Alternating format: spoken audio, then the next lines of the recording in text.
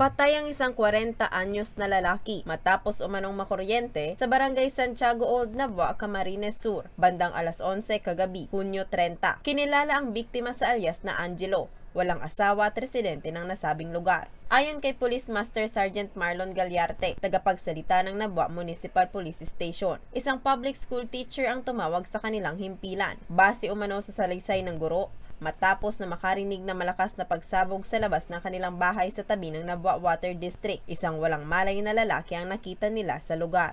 According po sa ating investigator, ito pong si Mr. Angelo, pumasok po dun sa premises ng NAWAD ng Navua Water District compound po. At doon nga po, kasi po nung panahon na oras na ganito po is burn out po dito sa amin. And medyo malakas po yung ulan. And puro po hindi niya namalayan, tigna po dumating yung kuryente.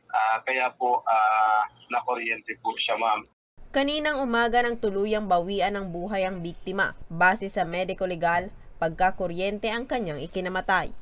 Kahapon po, ma'am, pag-transfer po ng MTRMO, papunta pong Bicol Medical Center, conscious po siya. And sad to say po, kanina daw pong umaga, binawian na po ng buhay po.